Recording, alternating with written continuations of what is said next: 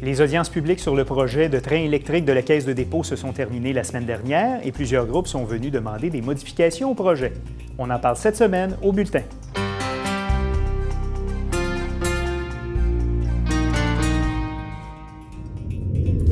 Nous parlons des impacts environnementaux et de l'intégration du projet de la Caisse aux autres modes de transport avec un représentant du Conseil régional de l'environnement de Montréal. Aussi à l'émission, polémique entre l'administration Coderre et des artistes en lien avec un projet d'art public éphémère près du Mont-Royal. On discute de la volte-face de la ville avec le promoteur du projet. Et on parle de dossiers tenant à cœur des membres de la communauté autochtone de Kanawake avec des membres du Conseil traditionnel Mohawk.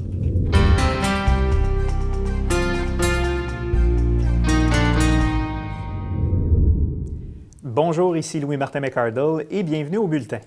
L'an dernier, la Caisse de dépôt et de placement nous présentait son projet de train électrique, le REM, le Réseau électrique métropolitain. Après l'enthousiasme de l'annonce, il y a eu au courant des derniers mois des prises de position, disons peut-être plus mitigées, voire même critiques sur le projet. La semaine dernière, le Bureau d'audience publique en environnement a complété ses audiences sur la question où on a pu y entendre, entre autres, le Conseil régional de l'environnement. Alors, pour nous présenter leur position sur le sujet, nous recevons Félix Gravel. Il est responsable des campagnes Transport, gaz à effet de serre et aménagement du territoire pour le CRE de Montréal. Monsieur Gravel, bonjour. Bonjour. Bienvenue au bulletin. Merci. Alors, dans les grandes lignes, le mémoire que vous avez présenté au BAP, quel était son contenu? Quelle est la position du Conseil régional de l'environnement sur le projet de REM? Alors, tout d'abord, commencer à expliquer notre position qui s'est construite avec d'autres groupes. On est un organisme de concertation en environnement, donc on essaye d'abord d'avoir le pouls des acteurs montréalais. Héritage Montréal était là, Équiterre était là, Vivre en Ville était là, la Fondation David Suzuki. Donc, on a d'abord rassemblé l'ensemble des idées pour essayer de se faire une opinion de ce projet. Et c'est le consensus, dans le fond, de tous ces organismes-là que vous êtes venus présenter au BAP? Consensus, certainement sur plusieurs aspects, avec forcément la vision et l'expertise du CRE ajoutée qu'on a par exemple en termes de stationnement plus durable et de cadre bâti. Mais en effet, c'est une position concertée. Ensuite, ce qu'on a fait, c'est qu'on a regardé les documents déposés par la Caisse de dépôt et placement. Là, c'était des milliers et des milliers de pages. Et on a essayé finalement d'éclairer les zones d'ombre, de poser les bonnes questions pour que le projet soit le meilleur possible. Et quelles sont ces zones d'ombre-là? Eh bien, je dirais que c'est tout d'abord celui de la connexion avec le métro, l'interconnexion, qui est fondamentale pour aller à ce que les Montréalais aient accès au REM où qu'ils soient sur l'île. Parce que présentement, de la façon que le projet est conçu et proposé par la Caisse de dépôt, il n'y a aucune interconnexion directe avec le métro. Alors, il y en a, mais elles ne sont pas assez nombreuses. Nous, ce qu'on propose d'ajouter, c'est tout d'abord les gares qui avaient été identifiées comme potentielles par la Caisse de dépôt et placement. C'était celle de McGill et d'Édouard-Montpetit, avec l'Université de Montréal, qui c'est fondamental d'avoir cette connexion-là. Bien que l'interconnexion avec, entre autres, le métro Bonaventure, au centre-ville, c'est une distance de marche quand même importante depuis les quais de métro. Tout à fait. On considère qu'après 800 mètres, là, les gens, c'est pas suffisant là, pour capter d'autres populations. Donc, en effet, c'est important d'être interconnecté. Il y a le quartier, tout le sud-ouest, Griffintown aussi, qu'on aimerait voir connecté. Et puis, enfin, dans Saint-Laurent, l'arrondissement Saint-Laurent, on pense qu'il y a une occasion incroyable avec le secteur Bois-Franc qui va être en développement immobilier, qui a déjà une gare de train de banlieue pour faire un pôle intermodal à cet endroit. D'accord. Est-ce que vous critiquez aussi le choix des différents tracés? On le rappelle pour nos téléspectateurs qui ont peut-être moins suivi le dossier. Il y a 4 tracés, dans le fond, pour le REM, à partir de la gare centrale. Un vers Brossard, un autre qui suit la ligne actuelle de train de banlieue vers Deux-Montagnes. Une desserte de l'aéroport à Dorval et aussi une ligne qui va suivre l'emprise de l'autoroute 40 jusqu'à Sainte-Anne-de-Bellevue. Tout à fait. Est-ce que vous remettez en question le choix de ces tracés-là? Bien, tout d'abord, nous, on a été très surpris dans le sens que la ligne de montagne est relativement récente. Elle n'apparaissait dans aucun projet de reconversion. Il y avait eu une restauration ou une rénovation importante, je crois, dans les années 90. Exactement, majeure, et puis qui font leur succès. Ils prévoient même ajouter des trains 2 étages qui augmenteraient cette capacité. Donc ça, on ne l'a pas vu venir, la ligne de montagne. Puis on se demande si ce n'est pas aussi aller chercher une des lignes les plus rentables du réseau montréalais. Donc on va dire que c'est un surshot pour la Caisse de dépôt et placement. Est-ce que c'est bénéficiable aux Montréalais dans l'ensemble? Ça, c'est une question qu'on se pose. Et est-ce que c'est possible, en tout cas, c'est ce que certains laissaient entendre, que le transfert donc de la ligne de Deux-Montagnes vers le projet de REM risque d'affaiblir ou, disons, d'augmenter le déficit d'opération du réseau de train de banlieue de Montréal aussi? Alors oui, principalement la ligne du train de l'Est, la ligne Mascouche, qui, elle, ne peut plus finalement emprunter le tunnel sous la montagne qui deviendrait un actif de la Caisse de dépôt et placement. Là. Donc là, on vient de construire c'est le dernier projet de transport collectif réalisé à Montréal. Donc, le tunnel sous le Mont-Royal ne pourrait pas être utilisé par autre chose que le REM? Bien, pour l'instant, dans le projet tel pour qu'il est l'instant, conçu. c'est ce qu'il y a sur la table. OK. Puis là, nous, donc, ça veut dire que, par exemple, des trains de Via Rail vers Québec, par exemple, ou vers d'autres destinations ne pourraient pas emprunter non plus? Bien, c'est ça qu'on pose comme question. Puis on se dit, est-ce que ça, c'est pas un patrimoine collectif, le tunnel sous la montagne? Parce que oui, l'AMT l'a acheté à 500 millions il y a quelques années, mais combien ça coûterait construire un tunnel sous la montagne aujourd'hui? Certainement plus d'1 milliard. Donc, est-ce que collectivement, on peut se permettre de se départir de ça? Est-ce que la Caisse de dépôt et placement pourrait le revendre à un autre privé ou même à un autre État pour assurer la rentabilité de son projet? Donc, c'est les garanties collectives qu'on te demande. Là, on a un acteur privé, une espèce... Un promoteur qui, oui... qui est une filiale de la Caisse de dépôt. Oui, voilà. Donc, c'est quand même l'argent de nos retraites, mais reste que leur intérêt est pécunier, la rentabilité. Et dans cette rentabilité-là, nous, on veut des garanties collectives parce qu'on parle d'un projet de transport collectif avec des biens publics et un montage très complexe sur comment on va assurer la pérennité. Oui, pour ce promoteur privé, mais aussi pour collectivement que ça soit rentable, que ça soit un projet qui réussisse. Et vous vous inquiétez aussi de toutes les questions environnementales, entre autres, en ce qui a trait à certaines zones agricoles qui pourraient être touchées par ce projet-là. Tout à fait. Alors, à chaque fois qu'on a un grand projet, on voit le territoire agricole être ciblé par ces projets parce que c'est les terres que, lorsqu'on reconvertit pour le développement, ont le plus de potentiel d'inflation. Les terres, évidemment, vont prendre de la valeur lorsqu'on doit les consacrer à l'agriculture ou qu'on peut en faire des projets immobiliers. Évidemment, ce n'est pas la même valeur. Lorsqu'on regarde la rive sud, actuellement, le projet va de l'autre côté de l'intersection de l'autoroute 10 puis de l'autoroute 30. On passe la frontière qui avait été finalement, le périmètre d'urbanisation s'arrête à cette autoroute et c'était le compromis qu'on a réussi à faire en termes de développement et de protection des terres agricoles, c'est de dire on ne dépasse pas cette limite. On a assez perdu de terres agricoles, surtout les meilleures qui sont autour de l'île. Ça, il faut protéger ça. Donc, on espère que le projet va être modifié pour protéger les meilleures terres agricoles, mais qu'il verra le jour tout de même. Et il nous reste 30 secondes. Votre organisme a mentionné aussi que c'était regrettable qu'on ne sente pas qu'il y ait peut-être un plan d'ensemble ou une stratégie plus globale pour le transport en commun à Montréal. Et voilà, c'est le grand absent. On parle d'un projet, on ne sait pas dans quel cadre il s'inscrit vraiment. Le gouvernement du Québec ne semble pas avoir de vision transport. On remplace les ministres les uns après les autres. On en est à 3 en un an. Et le nouveau en poste, le 4e, est maintenant tout de suite mêlé à des affaires d'éthique. Et là, on se dit, nous, on est tanné d'entendre parler d'éthique puis d'Uber. On a envie de savoir c'est quoi le plan pour le transport au Québec. Fait qu'on ne sait pas s'il va y avoir la ligne bleue. On ne sait pas quel est le plan d'investissement dans le transport collectif global. On ne sait pas comment ça va participer à nos efforts climatiques et à la réduction des GES. Donc, on nous répond, on va gérer les projets au cas par cas. Ça veut dire une vision à la pièce. Puis ça, en général, ça produit des échecs. On aura certainement la chance d'en reparler parce qu'il y aura encore, j'ai l'impression, encore plusieurs développements à venir dans ce dossier-là avant une inauguration prévue en théorie en 2020. Félix Gravel du Conseil régional de l'environnement de Montréal, merci d'avoir été là. Merci à vous. Plus tard à l'émission, on vous présente notre segment Conseil citoyen qui s'attarde aujourd'hui aux démarches de recherche d'emploi. Et on souligne le 15e anniversaire d'une institution dans le cinéma d'art et d'essai, le cinéma Beaubien.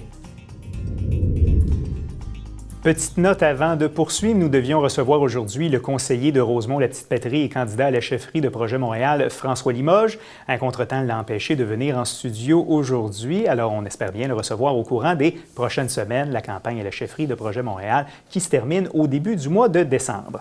Alors on poursuit avec notre dossier actualité, on continue à parler du réseau électrique métropolitain avec Florence Breton. Bonjour Florence. Bonjour. Alors, on vient d'en parler avec les gens du Conseil régional d'environnement.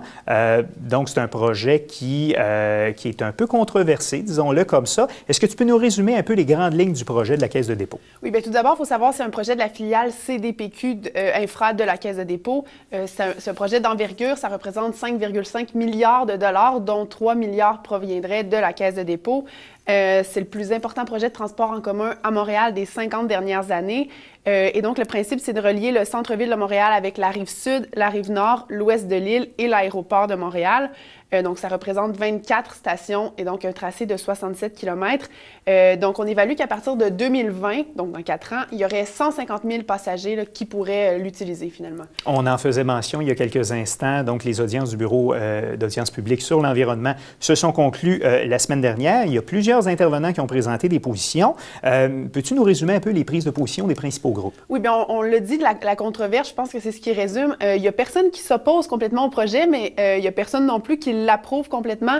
Donc, il y a beaucoup de groupes d'acteurs clés qui se sont exprimés. Donc, évidemment, je ne peux pas faire le tour, mais pour résumer, d'un côté, on a Longueuil et Pointe-Claire, d'abord, qui sont sortis pour dire, pour dénoncer finalement un peu le processus de financement par captation foncière. Ça, finalement, ça implique de capter une partie des revenus générés par les taxes foncières pour les nouveaux projets immobiliers qui seraient à proximité du futur REM. Qui veut dire donc autant moins d'argent pour ces municipalités. Mais exactement, c'est critiqué parce que pour eux, c'est la majeure partie de leurs revenus. Donc, ils demandent à ce que le financement soit revu, que ce soit fait d'une autre façon. Également, d'un point de vue plus technique, il y a l'Ordre des architectes du Québec qui a dit douter de 3 des 4 trajets de ce train-là. Donc, selon eux, il faudrait ralentir l'échéancier pour revoir ça. Donc, c'est quand même assez majeur. Il y a également l'Union des producteurs agricoles qui estime que le carrefour qui passerait entre l'autoroute 10 et 30, ça nuirait à ça ferait disparaître finalement une trentaine d'hectares d'excellentes terres agricoles. Donc, l'UPA ne s'oppose pas à ce projet-là, mais demande à ce qu'on ne touche pas à ces terres-là, finalement. Il y a aussi c'est une demande partagée, entre autres, par le Conseil régional d'environnement. Oui, exactement. Puis, il y a aussi une coalition qui s'est formée, la coalition Transparence. Ça inclut des groupes environnementaux, écologistes, des experts en transport, en développement durable, le syndicat canadien de la fonction publique. Et de leur côté, on demande à ce qu'il y ait une commission parlementaire qui soit faite. On estime que le projet va beaucoup trop vite, qu'il y a des questions qui sont sans réponse et que finalement, c'est un projet qui a été avant tout pensé pour le rendement et non pour le service que ça donnerait aux usagers. Là. Du côté de la Ville de Montréal, comment le projet est accueilli? C'est évidemment bien accueilli. On est en faveur de ce projet-là. Par contre, il y a eu des demandes qui ont été faites.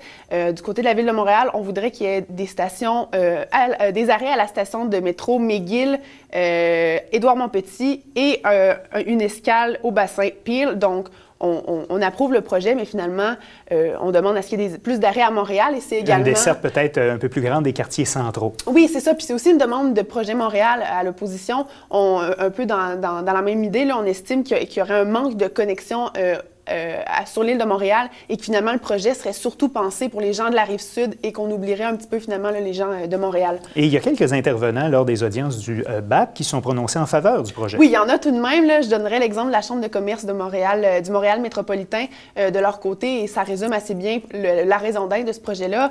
On rappelle que ça pourrait soulager le réseau routier, que ça créerait des emplois. On parle de 7 500 emplois, que évidemment, ça diminuerait les gaz à effet de serre. C'est aussi la raison de ce train-là électrique et que ça permettrait de relier l'aéroport de Montréal et le centre-ville. On dit que ça, c'est attendu depuis assez longtemps. Donc, c'est ce qui est évoqué là, de leur côté en faveur de ce projet-là. Donc, on attendra le dépôt du rapport du BAP fin décembre au ministre de l'Environnement et David Hurtel devrait le rendre public dans les 60 jours qui suivent. Donc, on aura le dénouement de tout ça, oui, ou à tout le moins un développement supplémentaire au début de 2017. Florence Breton, merci et à la semaine prochaine. Alors, autant dans sa conception que pour la flotte de véhicules utilisés, le REM s'inspire de réseaux de métro électrique qu'on retrouve à différents endroits du globe, dont Vancouver. Et il n'y a pas qu'à Montréal où il y a présentement d'importants projets de transport en commun. Le journaliste Jérémy Heinzmann aborde ces deux sujets dans notre segment « Vu d'ailleurs » que voici. Une fois construit, le réseau électrique métropolitain de Montréal représenterait le 3e réseau de transport automatisé au monde, après ceux de Dubaï et Vancouver, devant celui de Singapour. Le métro de Dubaï est un métro entièrement automatique, inauguré en 2009. Son réseau, faisant circuler 380 000 personnes par jour, atteint 80 km. Il dépasse de 12 km le SkyTrain de Vancouver, mis en service en 1985. Ce réseau de métro utilise la technologie Advanced Rapid Transit, avec des trains entièrement automatiques circulant sur des lignes aériennes. D'ailleurs, une nouvelle ligne de 7 stations, la Evergreen Line, d'une longueur de 11 km, sera inaugurée dans les prochaines semaines. À Singapour, la North East Line de 2003, la Circle Line de 2009 et la Downtown Line de 2013 forment une chaîne automatisée de près de 65 km sur un réseau total fréquenté par 2,7 millions de personnes par an. Ailleurs dans le monde, d'autres projets de transport innovateurs ont été réalisés. À Ottawa, le service de train léger O-Train, créé en 2008, relie Bayview au nord à Greenboro au sud sur une distance de 8 km. Une seconde ligne, baptisée Ligne de la Confédération, devrait ouvrir en 2018. Enfin, à Paris, le projet du Grand Paris Express prévoit la création de 4 lignes de métro automatiques autour de la capitale, d'une longueur totale de 200 km. Le nouveau réseau devrait voir le jour entre 2020 et 2030 et aurait un coût d'environ 30 milliards d'euros. C'est maintenant l'heure de notre revue de presse des hebdos de quartier en compagnie de notre journaliste Aimée Lemieux. Bonjour Aimée. Bonjour. Alors, tu débutes ta revue de presse en nous parlant d'un article dans Cité Nouvelle qui nous apprend que les élus de Pointe-Claire décident de laisser tomber l'assurance santé de la ville. C'est ce qui a été annoncé en marge du dernier conseil municipal. Jusqu'ici, les assurances santé des 9 élus frôlaient environ le 90 000 $ par année financés à la ville.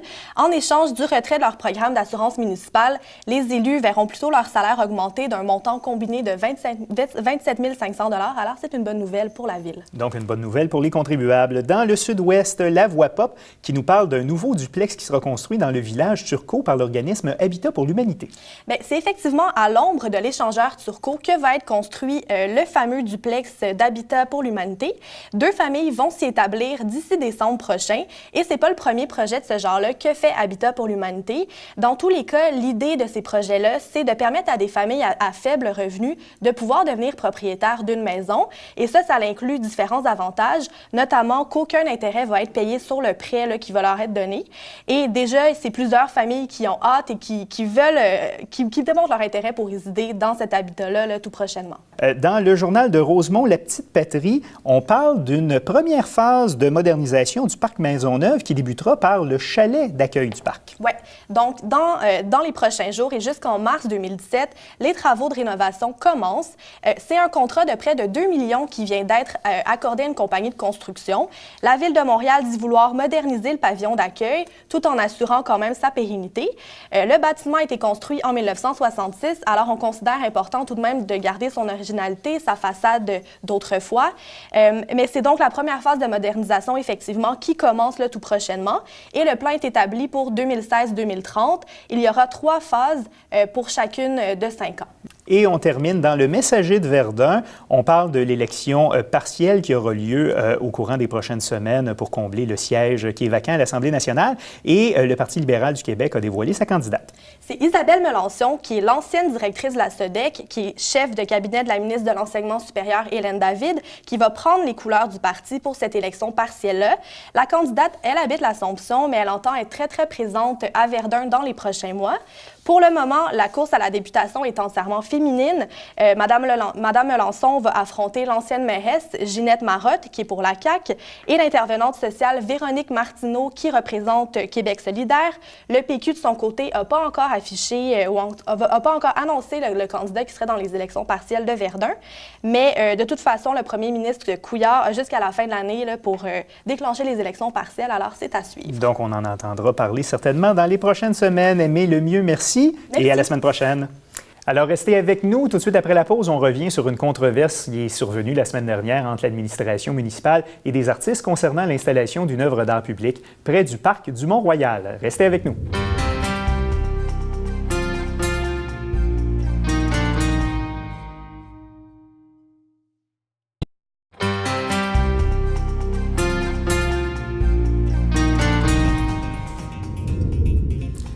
De retour au bulletin. Il y a 40 ans, l'Olympiade culturelle qui s'est tenue dans le cadre des Jeux olympiques de Montréal présentait l'exposition Corridor, des œuvres d'art public installées sur la rue Sherbrooke. Eh bien, peu de temps avant le début des Jeux, la Ville avait décrété la démolition des œuvres d'art. Eh bien, la semaine dernière, l'administration Coderre a voulu empêcher l'installation à l'endroit prévu d'une œuvre soulignant, entre autres, le 40e anniversaire de Corridor. Alors, pour revenir sur cette semaine mouvementée pour les organisateurs de l'exposition, nous recevons Nicolas Mavrikakis. Il est commissaire d'une rétrospective sur l'œuvre de Pierre Ayotte. Monsieur Mavrikakis, bonjour. Bonjour, monsieur. Bienvenue au bulletin. Avant de parler précisément de la petite controverse qu'il y a eu avec l'administration municipale, parlez-nous donc de cette rétrospective sur l'œuvre de Pierre Ayotte. Madeleine Forcier, qui donc était la femme de Pierre Ayotte, m'a contacté à un moment donné pour proposer de monter une grosse rétrospective de cet artiste qui est mort en 1995. Donc, rétrospective qui vient tout juste de commencer à la grande bibliothèque de BANQ, la grande bibliothèque de Montréal. Oui. Et donc, moi, j'ai accepté avec grand plaisir, en prenant aussi comme point de vue de montrer beaucoup d'œuvres qui n'avaient pas été montrées depuis très longtemps. Je montre des œuvres qui n'ont pas été montrées depuis 40, 30 ans, enfin bref, de nombreuses années. Et donc, ça, c'était une des choses que je voulais faire. Cette rétrospective, elle est présente aussi dans d'autres lieux. La Fondation Guido Molinari, la Galerie Joyce Yahuda, la Galerie B312, la Galerie Graff, que Pierre Ayotte a fondée avec Madeleine Forcier, maintenant, il y a plus de 40 ans. Donc ici, il y avait ce désir donc, de faire une grande rétrospective dans laquelle on allait montrer beaucoup d'œuvres qui n'avaient pas été montrées depuis très longtemps.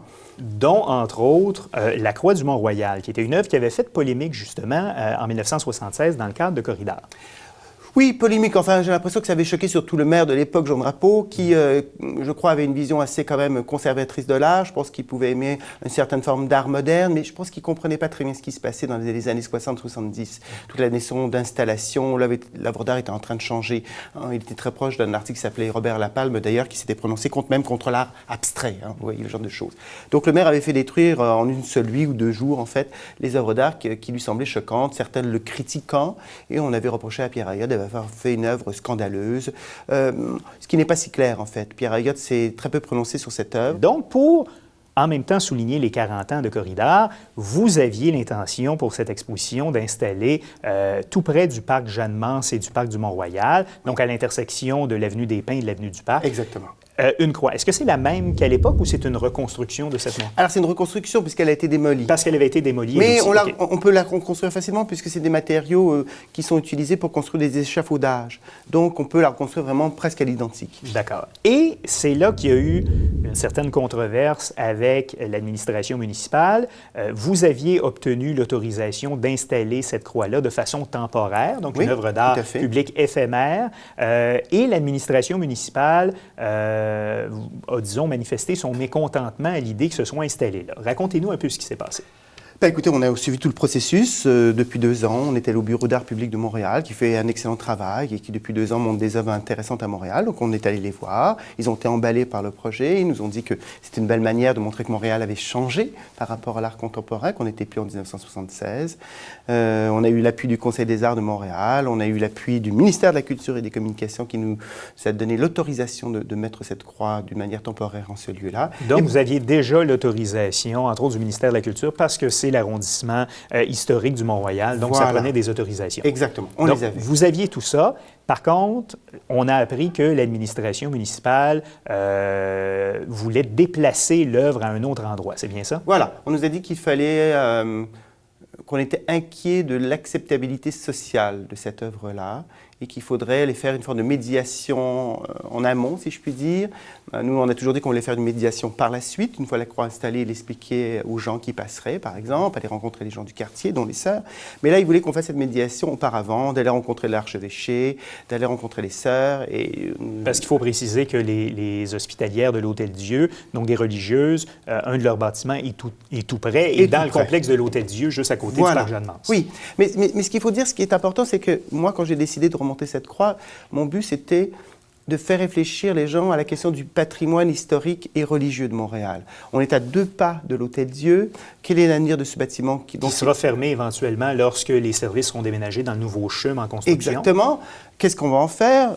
On a vu dans le passé des bâtiments religieux qui ont été donnés aussi, par exemple, à l'Université de Montréal et qui se sont transformés en condominiums de luxe. On n'en est pas loin de ça, en tout cas. Donc, il y a vraiment, je pense, une réflexion collective sur le patrimoine là, à entreprendre. Et c'était mon but. Donc, j'étais très surpris quand la ville est arrivée avec cette idée que, oh mon Dieu, ça pourrait choquer des gens. Il faudrait aller rencontrer l'archevêché en nous disant qu'on mettait le projet à beaucoup plus tard, mais on ne savait pas à quand. Je dois vous dire que je suis tombé de ma chaise. Et il y a eu aussi une menace de vous retirer le 10 000 de subvention que vous aviez obtenu du Bureau d'art public, si je ne m'abuse. Du Bureau d'art public. C'était plus subtil, si je puis dire. Okay. On nous a dit que l'argent avait disparu, qu'on ne retrouvait pas pas de traces de cet argent qui avait été mis de côté et que j'avais de nombreux courriels qui le prouvaient, nous avait été garanti et que le Bureau d'art public s'était engagé à payer à la compagnie qui fait les travaux, qui s'appelle la compagnie Infravert, un montant de 10 000 $. D'accord. Donc, au final, bonne nouvelle pour votre exposition. Oui, l'administration a fait volte-face. Oui, mais je suis très content que la ville ait décidé de revenir sur son questionnement, son mécontentement, ses interrogations. Je pense que aussi à la ville, je crois que le maire a été mal conseillé, peut-être, je ne sais pas. Il aurait peut-être dû s'informer lui-même.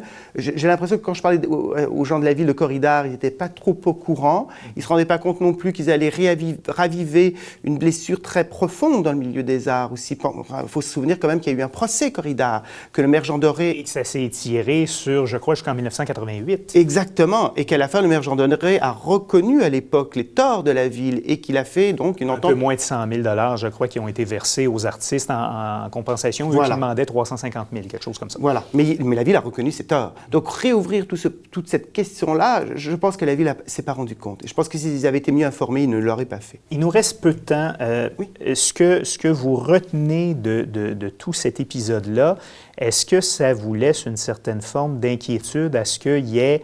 à ce que les pouvoirs publics ou les élus s'émissent dans des décisions qui sont prises par des comités chargés de s'occuper, entre autres, que ce soit de l'art public ou du domaine culturel? Tout à fait, ça m'inquiète. Je crois que le Bureau d'art public à Montréal, et il a été indépendant pendant de nombreuses années, il doit continuer de l'être. Il y a des experts qui se sont prononcés, qui ont donné leur avis, il faut leur faire confiance. Je ne suis pas malhonnête, il y a des gens qui sont honnêtes dans le milieu, il faut leur faire confiance. Et je voudrais aussi ajouter une autre chose, monsieur. Il y a un problème. L'art public ne peut pas faire consensus. Il faut se méfier. Une œuvre installée dans l'espace public, au début, peut surprendre, déplaire. Pensons Michel Goulet, au début, il y a des gens qui n'étaient pas très contents de ces chaises qu'il a installées. Puis finalement, ces œuvres sont totalement adorées par la population. Et on pourra en trouver plein d'exemples comme ça. Donc méfions-nous. Une œuvre qui, les premiers temps, peut sembler poser des questions, peut finalement faire le bonheur des citoyens qui vivent avec. Donc, la rétrospective majeure sur Pierre Ayotte se déroule au courant des prochaines semaines. Oui, jusqu'au mois de mars, donc à la Grande Bibliothèque, et dans différents lieux, donc jusqu'à Noël presque. Et nous invitons d'ailleurs la population à se joindre à nous. S'il y a des gens qui veulent venir avec nous, discuter avec nous, nous parler de la question du patrimoine, de l'histoire de Montréal, nous on est là aussi pour ça, on voulait vraiment créer ça, cette dynamique autour de la croix pour que les gens se rencontrent aussi. D'accord. Nicolas Mavrikakis, donc commissaire de la rétrospective sur Pierre Ayotte, merci d'avoir été là. Merci infiniment. Plus tard au bulletin, nous décernons notre coup de chapeau à un étudiant passionné de badminton qui fait du bénévolat depuis une dizaine d'années auprès des jeunes du quartier Côte-des-Neiges. Les festivités du 375e anniversaire de Montréal approchent à grands pas et pour l'occasion, le bulletin vous propose chaque semaine le portrait d'une des personnes qui a occupé le fauteuil de maire de Montréal durant l'histoire de la ville. Et aujourd'hui, on s'attarde à un épicier et président d'institutions financières qui fut aussi un politicien réformateur du début du 20e siècle. Voici le portrait du 27e maire de Montréal, Hormidas Laporte. Né à la Chine en 1850, Hormidas Laporte a complété des études au village du Sault-au-Récollet. Durant son adolescence, il œuvre comme ouvrier dans une manufacture de clous. À l'âge de 20 ans, il travaille dans une épicerie de commerce de détail. 6 mois plus tard, il rachète la marchandise d'une épicerie et se lance en affaires dans le quartier Saint-Joseph, à l'ouest du Vieux-Montréal. Il œuvrera aussi dans le commerce du charbon et du bois. En 1881, il fonde l'épicerie en gros Laporte Martin et compagnie, une entreprise prospère qui lui permit de faire fortune en se spécialisant dans l'importation de produits de luxe en provenance d'Europe, d'Inde, de Chine et des Caraïbes. La carrière politique d'Hormidas Laporte débuta en 1891, alors qu'il occupe la fonction de conseiller municipal dans la ville de Dorion, à l'ouest de l'île de Montréal. Il y sera échevin durant 4 ans, puis maire de Dorion en 1894. La même année, il devint échevin de la ville de Montréal, un poste qu'il occupa jusqu'en 1904. Aux côtés d'Herbert Brown Ames, Laporte est un membre important du groupe réformiste qui veut réduire le rythme des dépenses publiques et éliminer le favoritisme et la corruption à l'Hôtel de Ville. En 1904, il affronta Uccle Henry d'Endurant dans une campagne électorale avec comme thème principal la municipalisation des services d'électricité, de gaz et de tramway. Alors que d'Endurant est fortement supporté par les propriétaires des entreprises de services publics, Hormidas Laporte bénéficie du support du journal La Presse. Il sera élu par une majorité de plus de 12 000 voix.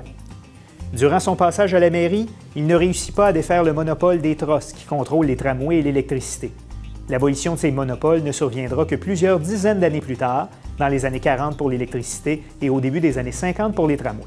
Après son départ de la mairie en 1906, il sera nommé président de la Banque provinciale, une des banques à l'origine de la création de la Banque nationale. Il occupa ce poste pendant plus de 25 ans. Durant la Première Guerre mondiale, Laporte dirigea une commission gouvernementale responsable de l'approvisionnement de guerre. À la fin du conflit, la couronne britannique le récompensa en lui donnant le titre de Sir. Hormidas Laporte est décédé en février 1934, à l'âge de 83 ans. Il est inhumé au cimetière Notre-Dame-des-Neiges, sur le Mont-Royal.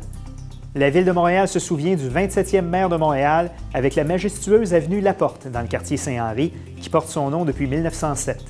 Et de son côté, la Ville de Vaudreuil-Dorion a baptisé une rue et un passage piétonnier en l'honneur de celui qui a été l'un des maires de la Ville de Dorion. On va maintenant faire un tour en Montérégie à la réserve de Kahnawake, un des 3 territoires autochtones à proximité de la métropole. Kahnawake, c'est un territoire de 50 km² peuplé d'environ 8000 habitants. C'est un des 3 établissements Mohawk du Québec avec Kanesatake et la réserve d'Akwesasne. Il y aurait plus de 16 000 membres de la nation Mohawk au Québec, ce qui en fait la plus populeuse des nations autochtones québécoises. Et en plus du conseil de bande, saviez-vous qu'il existe aussi le conseil traditionnel Mohawk qui est distinct du conseil de bande? Alors, pour en savoir plus sur ce groupe, nous recevons Edith Morat-Castellan et Marie-Claude Lacroix, qui sont toutes 2 agentes de liaison au Conseil traditionnel Mohawk de Kahnawake. Mesdames, bonjour. Bonjour. Merci d'avoir accepté notre invitation. Merci à vous. Madame Morat-Castellan, je commencerai avec vous. Justement, pouvez-vous nous distinguer un peu le Conseil de bande du Conseil traditionnel Mohawk? Oui. En fait, le conseil traditionnel, c'est le conseil qui a été établi depuis le début des temps avec les gens originaires à ce territoire-ci. Donc, ils ont leurs lois, leurs coutumes, leurs cérémonies qui appartiennent à leur tradition. Et il est très important de souligner que leur tradition est une tradition matrilinéaire, dans le sens qu'il y a un équilibre reconnu aux 2 rôles fondamentaux des femmes et des hommes. Les femmes, c'est les donneuses de vie et les hommes, c'est les protecteurs de vie. Et en reconnaissant ces rôles-là, il y a un équilibre qui s'établit pour qu'ils travaillent ensemble afin de maintenir la paix dans la communauté. Et en fait, il y avait des guerres qui étaient en train d'accabler les populations à l'époque, il y a 2000 ans. Donc, ils ont décidé d'arrêter ça en reconnaissant le rôle des mères, des femmes, comme une autorité. Et donc, par contre, le conseil de bande est complètement un système qui a été récemment imposé par le gouvernement externe. Donc, par le gouvernement fédéral, vers quelle année à peu près? Ça vient de l'acte Indian Act qu'on appelle, c'est la loi des sauvages. La loi sur les Indiens. Oui. C'est ça. Et donc, ça s'établit comme quoi c'est un gouvernement qui est établi par le fédéral et qui est un gouvernement électif. Donc, chez les Autochtones, les élections, les votes, tout ça, ça n'existe pas. Donc, ça vient briser ce qui est la gouvernance originelle des peuples autochtones ici. Et donc, le Conseil traditionnel Mohawk, quel est votre rôle en ce moment ou quel mandat vous vous donnez? Bien, depuis 2009, en fait, les cérémonies, comme je mentionnais au début, c'est quelque chose de fondamental. C'est de continuer à garder les cérémonies et les lois. Et en 2009, les gens du Conseil se sont réunis ensemble et ils se sont posé la question, bon, à quoi ça sert qu'on donne un remerciement pour l'arbre, si l'arbre est en train de se faire tuer, si on est en train de tuer les rivières, la terre, on est en train de polluer, on donne les remerciements, mais ça sert à quoi? Donc, les questions environnementales sont très importantes pour vous. Absolument, parce qu'il y a justement, avec la question de matrilinéarité, c'est pas seulement avec les humains, c'est que notre terre est notre mère, et notre grand-mère lune et notre grand-mère. Il y a une science explicative à ça, avec toutes les relations, pas seulement entre les humains, mais avec tout ce qui est vivant. Et très concrètement, vous prenez entre autres position dans des dossiers comme par exemple le pipeline de TransCanada. Oui.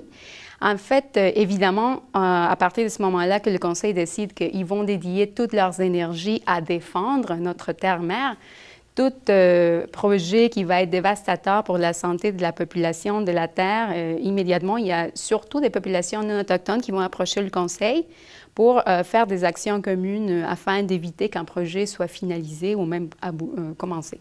Et donc, présentement, vous faites des représentations concernant le projet de pipeline, n'est-ce pas? Oui. On a été même à l'Assemblée nationale pour dire non à toutes sortes de développements qui est nuisible quand il y avait la consultation par rapport à la ligne 9B, en renversement. Et ce n'était pas que le Conseil va se faire consulter, parce que justement, c'est en fait dire... On a un traité qui a été établi, c'est le traité de Wampum-Adevoie, et vous devez le respecter. C'est que vous respectez le territoire et les traditions, les coutumes, les lois que nous avons. Donc, ce traité-là, c'est ce qui prévoit dans votre analyse, c'est ça? OK. Oui. Et donc, cette question-là environnementale est importante. Et Madame Lacroix, il y a aussi une autre question qui est importante. Et vous avez participé, ça m'a surpris quand j'ai appris ça, à des conférences au Mexique concernant des projets de forage sur la Lune. Expliquez-nous exactement qu'est-ce qu'il y en a. Oui, c'est ça. Donc, le Congrès international des astronautes qui se tenait à Guadalajara cette année. Mais ça fait depuis, en fait, 2009 que la Maison Longue, le Conseil traditionnel, suit de très près la situation de la Lune. Et ça a été une progression d'événements, en fait. Tout dernièrement, en août, le président Obama a donné la confirmation qu'une compagnie privée peut maintenant atterrir sur la Lune pour aller extraire les minerais de la Lune. Et en quoi ça inquiète votre organisation? Bien, c'est vraiment une question humaine, hein, parce que vous savez, la Lune, elle gère nos marées, elle gère, donc les femmes, on est complètement connectés avec la Lune. Donc, du moment qu'on pense, selon la science traditionnelle, que c'est une masse inerte et pas vivante, bien, on a un point de vue tout à fait différent de celui du Conseil traditionnel, qui est, il faut absolument protéger la grand-mère Lune. Il faut absolument, parce qu'on est à c'est d'extraire des minerais, on ne sait pas du tout dans quoi on s'embarque, puis si on défait justement cet équilibre qui est tout délicat, bien, on peut se ramasser avec une catastrophe. Et nous, ça nous a interpellés. On veut que les gens soient au courant de ça, parce qu'à toutes les personnes qu'on rencontre, les gens ne sont pas au courant. Et on ne parle pas, comme je vous disais, de 2030, on parle de 2017. Donc, nous, c'était des actions précises et concrètes. C'est la mission de la Maison Longue de se déplacer et de faire entendre une voix qui ne serait pas autrement entendue. Et on va conclure là-dessus. Vous nous avez apporté donc 2 exemplaires, un en français, un en anglais, d'un livre qui a été publié en collaboration avec le Conseil traditionnel Mohawk, c'est ça, qui s'appelle « Paroles de paix en terre autochtone, culture, valeurs et traditions Mohawk ». Qu'est-ce qu'on retrouve dans ce livre-là? En fait, le noyau du livre, c'est justement les enseignements sur la Lune. Parce qu'on a vu que dans un monde où il y a beaucoup de domination masculine qui est en train de complètement abattre la Terre, les gens, il y a ce besoin de connaître l'équilibre matrilinéaire que les peuples autochtones tiennent encore comme très, très bien conservé depuis si longtemps. Donc, les enseignements sur la Lune, c'est quelque chose de fondamental. Et en fait, on offre ces enseignements de la Lune partout.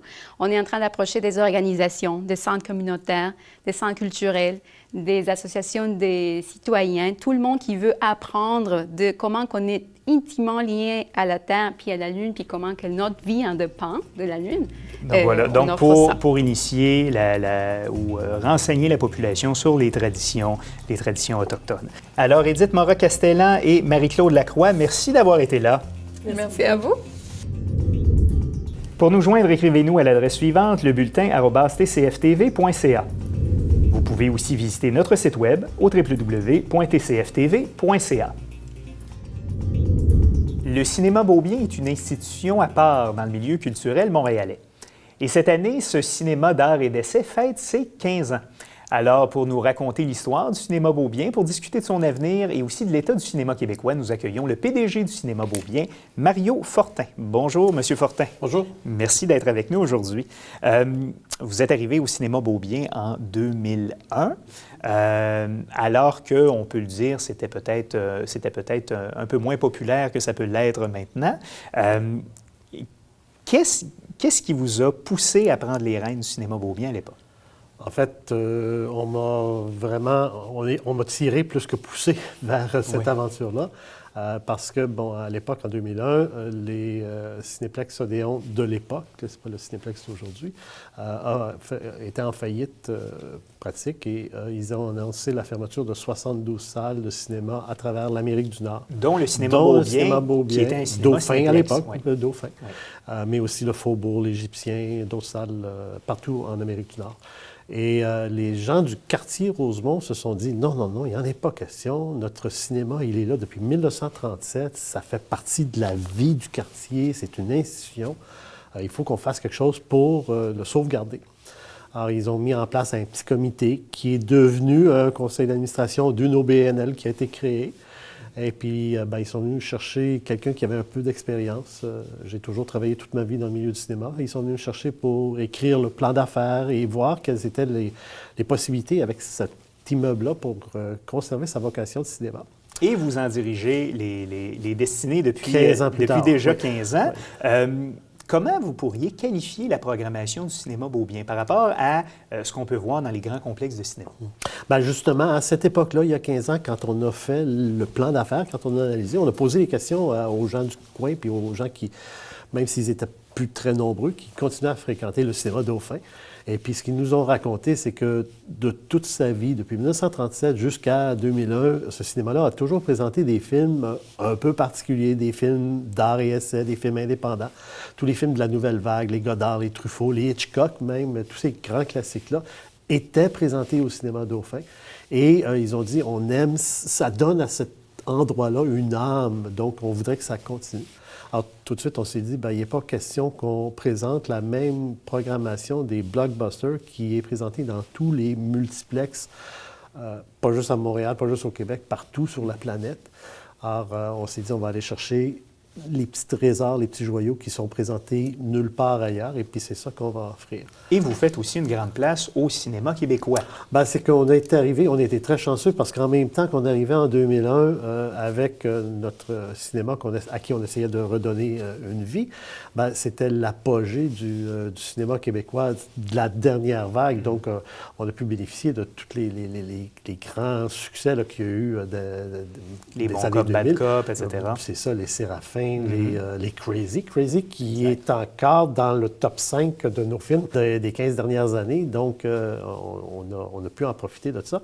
Et ça nous a donné un air d'aller qui est vraiment... qui fait qu'on est encore là aujourd'hui. Et vous avez un public qui vous est fidèle.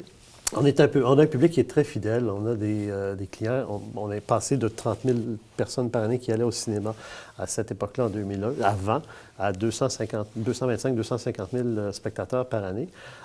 C'est certain que c'est pas des...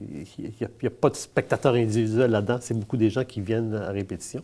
On a des clients qui nous disent venir voir à peu près 25-30 films par année au cinéma Beaubien. Donc, c'est des fidèles qu'on aime bien. Et les critères que vous aviez au début dans votre plan d'affaires, c'est les mêmes que vous respectez présentement pour élaborer la programmation, les films qui vont prendre l'affiche? Oui, bien, c'est le même critère, à savoir de chercher des films qui ne sont pas des blockbusters présentés ailleurs.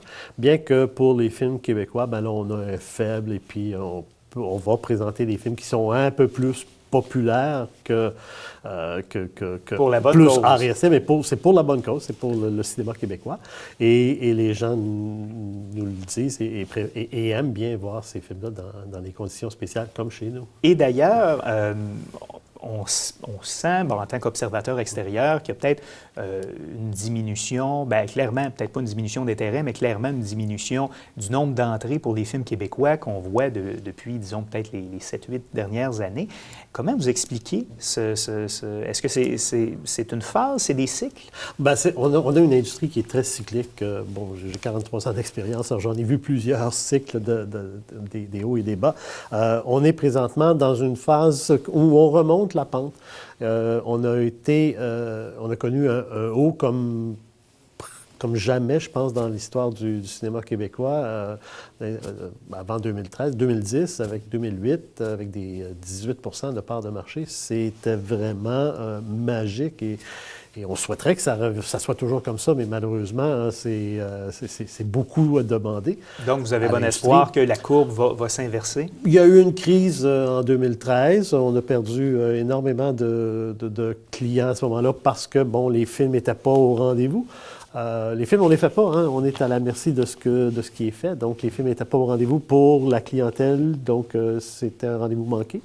Et là, ça revient tranquillement. Donc, on a bon espoir que cette année, ça devrait être une bonne année, somme toute. Et vous, le Cinéma Beaubien dispose donc d'un site Internet si on veut voir la programmation, ce que vous présentez en salle.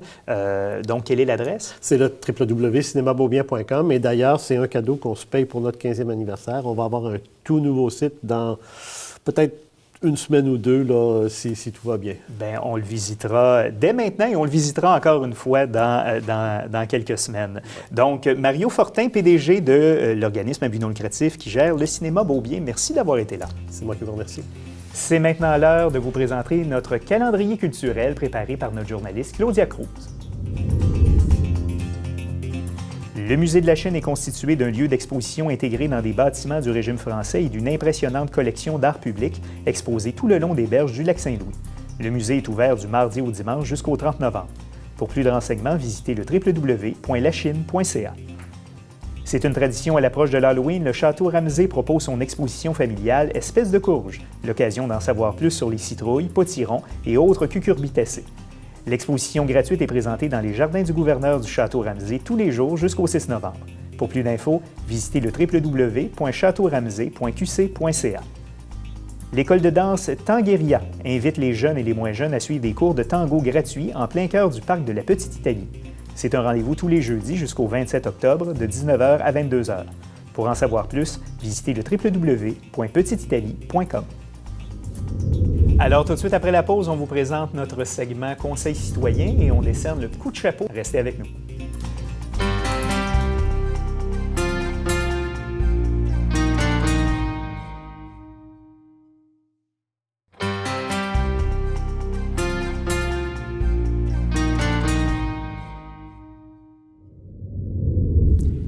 De retour au bulletin, c'est maintenant l'heure de nos conseils citoyens. Le marché du travail s'est considérablement transformé durant les dernières années. L'époque où on avait un emploi pour la vie est révolue, pour le meilleur ou pour le pire, ça dépend. Alors, quelle réflexion doit-on avoir avant d'entamer une recherche d'emploi? On en parle avec Bourama Keita. Bourama est conseiller en emploi et agent de mobilisation au Carrefour Jeunesse Emploi, Montréal Centre-Ville. Bonjour Bourama. Bonjour Martin. Bienvenue au bulletin. Merci beaucoup. Alors, dans un premier temps, expliquez-nous... Vous me disiez, juste avant de rentrer en ondes, que dans le cadre d'une recherche d'emploi, un élément extrêmement important, c'est de se connaître soi-même. Pourquoi c'est important de se connaître soi-même? Merci pour cette invitation. Donc, quand on commence une recherche d'emploi, il est essentiel d'avoir ce qu'on appelle une connaissance de soi suffisante pour affronter le marché du travail. Parce que la recherche d'emploi, c'est une compétition. Donc, la recherche, quand on parle de connaissance de soi, on parle d'un ensemble de choses qui caractérisent notre personnalité, qui constituent aussi des avantages qu'on a sur le marché du travail. Donc, se connaître, ça permet d'être mieux préparé, de faire face aux exigences du marché du travail, de connaître les exigences des employeurs, de connaître ses forces et ses faiblesses pour pouvoir affronter le marché du travail. Donc, quand on est mieux préparé, donc on peut facilement accéder au marché du travail en tenant compte de ses compétences, de ses faiblesses qu'il faut certainement améliorer. Et peut-être aussi trouver un emploi qui va mieux nous convenir. C'est ça. Donc, la connaissance de soi nous permet d'avoir une réflexion pour analyser quel type de travail je cherche, quelles sont mes compétences, qu'est-ce qui correspond plus à mes valeurs, à mes exigences, et aussi à ce qui est recherché par les employeurs. Donc, parce que l'objectif d'une recherche d'emploi, ce n'est pas juste de se trouver un emploi, parce qu'il y a beaucoup de gens qui pensent que la recherche d'emploi, ça commence par le CV, la lettre de présentation, les techniques de recherche d'emploi, mais il y a une réflexion. Ils sont tous essentiels quand même. Ils sont tous essentiels, mais il y a une réflexion fondamentale qu'il faut avoir bien avant même la recherche d'emploi, c'est la formation. Parce qu'il y a beaucoup de gens qui pensent que la connaissance de soi commence avec la recherche d'emploi, mais il faut aussi réfléchir avant pourquoi j'ai choisi telle formation à l'université, au cégep. Il y a tout ça aussi qui constitue un aspect de la connaissance de soi. Mais donc, connaître ses intérêts, ses aptitudes, ses compétences. Justement, plus concrètement, quels éléments on doit savoir sur soi avant de débuter une recherche d'emploi? quand on commence une recherche d'emploi, il est essentiel de connaître ce qu'on appelle les 3 S, c'est-à-dire le savoir. Le savoir, ça constitue l'ensemble de nos connaissances, l'ensemble de nos formations qu'on a acquises dans le cadre de nos formations, dans le cadre scolaire, dans le cadre professionnel. Et ce sont des aspects essentiels. Il y a aussi ce qu'on appelle le savoir-faire. Le savoir-faire, ça constitue, c'est l'ensemble de la mise en pratique donc, des compétences qu'on a acquises dans le cadre professionnel. Donc, c'est la mise en pratique essentielle donc, pour savoir dans quoi je suis bon, qu'est-ce que je suis capable de faire dans le cadre du marché du travail, quelles sont les exigences du marché du travail, quelles sont les compétences qui sont recherchées par les employeurs, qu'est-ce que moi j'ai comme compétences à offrir sur le marché du travail. Et après, il y a ce qu'on appelle le savoir-être, ce qu'on peut définir aussi comme le savoir-faire relationnel. Aujourd'hui, on est dans un monde qui change, on est dans un monde où le milieu du travail aussi constitue un élément essentiel de notre vie. On passe en moyenne 8 heures par jour, à peu près, si c'est un emploi à temps plein, sur le marché du travail, donc au bureau. Donc, il est essentiel aussi de savoir quel type de comportement on a, comment est-ce qu'on s'adapte au marché du travail, quelles relations on peut avoir avec ses clients, avec ses partenaires, avec ses employés, avec ses collègues aussi. Il est essentiel que ce sont des aspects essentiels qu'on parle de connaissance de soi. Donc, on peut résumer ça, nos connaissances, nos compétences et nos attitudes. Nos attitudes. Donc, ce sont ce qu'on appelle les 3 S. C'est fondamental dans le cadre d'une connaissance de soi. Et il nous reste 30 secondes. Que faut-il faire pour développer sa connaissance de soi? J'imagine qu'il y a des outils qui sont à notre disposition. Il y a des outils, il y a plusieurs tests qui existent aujourd'hui, mais il est essentiel, quand on parle de connaissance de soi, d'avoir une réflexion sur ses intérêts. Qu'est-ce qui m'intéresse? Quels sont les secteurs d'activité qui m'intéressent? Quelles sont mes propres valeurs aussi? Parce qu'on ne cherche pas juste un emploi pour le salaire, on choisit aussi un emploi en fonction de nos valeurs. Et aussi, on parle des aptitudes professionnelles qui sont essentielles dans le cadre du marché du travail. Donc, il faut avoir cette réflexion. Quand on a une réflexion sur ces différents aspects, cela nous permet de mieux nous connaître, d'affronter le marché du travail, de faire face aux exigences des employeurs. Et quand on est en face d'un employeur, cela permet de mettre l'accent sur nos compétences, sur nos forces, sur les qualifications qui sont recherchées par les employeurs. Mieux se vendre. Mieux se vendre, et c'est ce qu'on appelle le marketing de soi. Aujourd'hui, la recherche d'emploi, c'est une compétition. Donc, c'est les chercheurs d'emploi les mieux préparés, les mieux à même de se vendre, même si je n'aime pas tellement le terme, mais au moins de faire sa promotion sur le marché du travail, donc d'arriver à avoir ce qu'on appelle un excellent marketing de soi pour se démarquer sur le marché du travail, pour que les employeurs puissent se dire que telle personne a les compétences, les exigences pour occuper ce poste et faire le travail qu'on va lui demander dans un cadre professionnel bien déterminé. Et Bourama, donc, vous aurez la chance de nous parler à nouveau de questions d'emploi au courant des prochaines semaines. Donc, Bourama Keita du Carrefour Jeunesse Emploi, Montréal-Centreville, merci d'avoir été là. Je vous remercie pour l'invitation. À la prochaine. Merci beaucoup. C'est maintenant l'heure de vous présenter notre calendrier communautaire préparé par Claudia Cruz. L'Accueil Bonneau, qui vient en aide aux itinérants depuis près de 140 ans, recherche des bénévoles qui mettront à profit leurs connaissances en cuisine, cordonnerie, coiffure ou autre. Pour plus de renseignements, visitez le www.accueilbonneau.com. L'organisme L'Appui Montréal recherche des personnes qui vont accompagner, visiter ou parler au téléphone avec des personnes âgées et handicapées physiques vivant dans leur domicile. Pour plus d'infos, visitez le www.l'appui.org. Situé près de l'avenue des Pins, le Centre Paul Roulant recherche des bénévoles pour la préparation de repas chauds à des personnes en perte d'autonomie. L'implication peut se faire du lundi au mercredi, les vendredis ou les samedis, du matin à l'heure du souper. Pour en savoir plus, visitez le www.centrepaulroulant.org. C'est maintenant l'heure de vous présenter notre coup de chapeau de la semaine qu'on vous présente en collaboration avec le Journal Métro et le Conseil jeunesse de Montréal. Notre invité est un passionné de badminton qui s'implique bénévolement auprès des jeunes du quartier Côte-des-Neiges depuis une dizaine d'années. Nous décernons notre coup de chapeau à David Luong. David, bonjour. Hey, salut, ça va? Ben oui, ça va. Merci d'être là. Donc, c'est au Centre sportif Côte-des-Neiges qu'est née votre passion du badminton. Comment est née cette passion-là? Mais au fond, j'ai commencé le badminton là-bas. Puis mon coach, c'est lui qui m'a inspiré à surtout jouer le sport puis en apprendre plus. Et est-ce que ça vous amenait aussi une certaine forme de discipline à l'école ou de rigueur? Oui, c'est sûr. C'est surtout parce que c'est difficile comme sport, alors on doit persévérer, puis etc. Quelles sont les principales difficultés au badminton? Il faut un physique quand même. Puis il faut... J'imagine que c'est très cardio comme... Oui, très cardio. Oui. Souvent, le monde pense que c'est juste tape, puis c'est tout. À un niveau compétitif, c'est pas ça. Là. Exactement. Ouais. C'est ça. Et est-ce que vous continuez à faire de la compétition ou vous avez arrêté? Oui, toujours. Oui? Un peu moins à cause du temps, mais ce vendredi, j'ai un tournoi provincial. Ah, OK. Ça se déroule à Annecy. Donc, dans Hansik, OK. Oui, c'est ça. Donc, est-ce que... et c'était naturel pour vous, ensuite de ça, d'aller redonner aux plus jeunes en devenant vous-même coach, en quelque sorte? C'est exactement ça. C'est au fond à cause que dans le milieu de Côte-des-Neiges, c'est souvent plus pauvre, si vous voulez. Alors, moi, je voulais donner mon savoir aux jeunes qui n'ont pas les moyens. Alors, c'est pour ça que je m'implique bénévolement, puis les apprendre ce que moi, j'ai pu apprendre. Donc, dans le fond, vous êtes en mesure d'offrir des cours sans qu'il y ait de coûts pour les... Exactement, c'est ça, exactement. Donc, voilà. Et à combien de jeunes vous enseignez à la fois? Mais au fond, c'est comme tout un groupe. Ça peut aller de 10 à 20, 30. Moi, je passe un par un, puis je les montre de quoi, puis j'aide le coach, parce qu'il y a un coach, qui est aussi mon coach. Oui. Alors, je les montre peu à peu les petites affaires. Est-ce que vous avez encore... est-ce que vous avez toujours des ambitions pour faire de la compétition à un plus haut niveau? Ou Plus vous avez haut mis ça de niveau, côté? Mais plutôt, moi, je vise plus le provincial. OK. National, je l'avais fait quand j'étais plus jeune. Mais là, je pense plus provincial, c'est mon niveau. Voilà. Puis, parce que vous ne faites pas ça à temps plein, vous êtes étudiant aussi. Exactement. Dans quel domaine vous étudiez? Moi, je veux rentrer en radiodiagnostic. Oh, OK. Oui, c'est ça.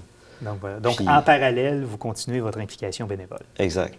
D'accord. Exactement. Et qu'est-ce que ça vous apporte personnellement que de faire du bénévolat, que d'enseigner aux jeunes? Mais au fond, moi, j'adore voir, admettons, du point de début à la fin. La progression. C'est ça, la progression.